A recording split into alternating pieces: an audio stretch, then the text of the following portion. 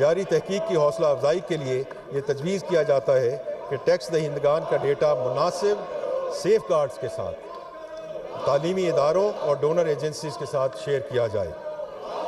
Tax دہندگان اور FBR کے درمیان تنازعات کو کم کرنے کے لیے انکم ٹیکس آرڈیننس کے 7ویں شیڈول کو بہتر بنانے کی تجویز ہے، جس کا تعلق تجارتی بینکوں پر عائد ٹیکسوں سے ہے۔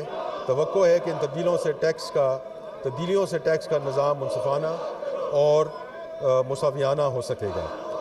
کاروبار کرنے کی لاگت کو کم کرنے اور موجودہ تجارتی طور طریقوں کو اپنانے کے لیے ٹیکس قوانین میں جہاں کراس چیک کا ذکر کیا گیا ہے، وہاں ان میں آن لائن ٹرانزیکشن اور دیگر ڈیجیٹل ذرائع سے کی جانے والی ادائیگیوں کو بھی شامل کرنے کی تجویز ہے۔ انکم ٹیکس کے سلسلے میں انفورسمنٹ کے اقدامات۔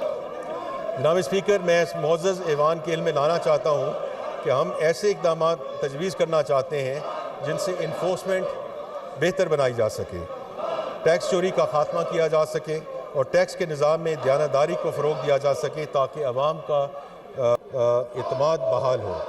اس سلسلے میں انکم ٹیکس کے حوالے سے ایک نیا کلاسیفیکیشن سسٹم متعارف کرایا جا رہا ہے، جس میں فائلرز اینڈ نان فائلرز کے فرق کا خاتمہ کیا جا سکے گا۔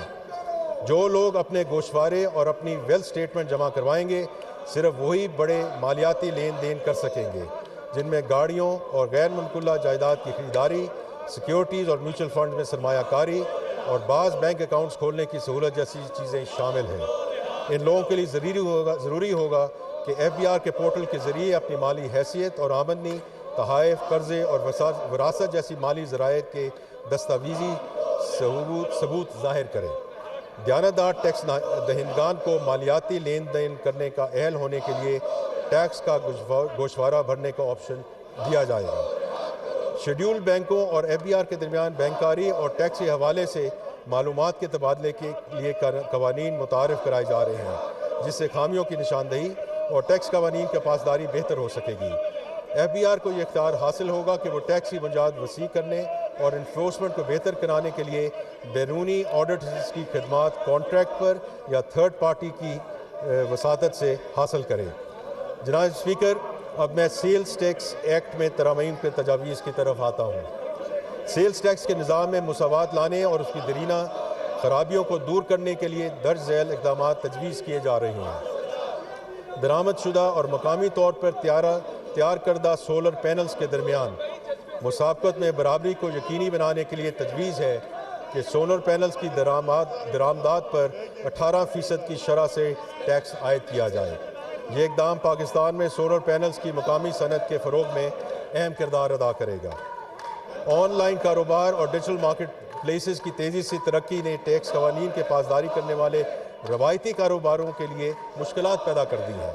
معیاری مسابقتی فضا پیدا کرنے اور ٹیکس قوانین کی مکمل پاسداری کو یقینی بنانے کے لیے یہ تجویز کیا جاتا ہے کہ ای کامرس پلیٹ فارمز کی طرف سے ترسیل کرنے والے کوریئر اور لاجسٹک خدمات فراہم کرنے والے ادارے 18% کی شرح سے ای کامرس پلیٹ فارم سے سیلز ٹیکس وصول کر کے جمع کروائیں گے۔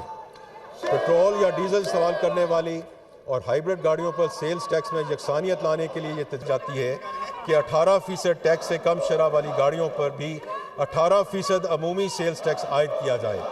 اس اصلاحی اقدام سے تضادات کا خاتمہ ہوگا اور ٹیکس کی ادائیگی کے عمل کو آسان بنایا جا سکے گا۔ گزشتہ 7 برسوں سے خیبر پختونخوا اور بلوچستان کے نئے ضم شدہ اضلاع کو ٹیکس میں مکمل چھوٹ حاصل رہی ہے۔ ان علاقوں میں کاروباری سرگرمیوں میں اضافے کے پیش نظر ٹیکس کی یہ چھوٹ ملک کے دیگر علاقوں میں کاروبار کرنے والوں کے لیے مشکلات کا باعث بن رہی ہے۔ لہٰذا تجویز دی جاتی ہے کہ ان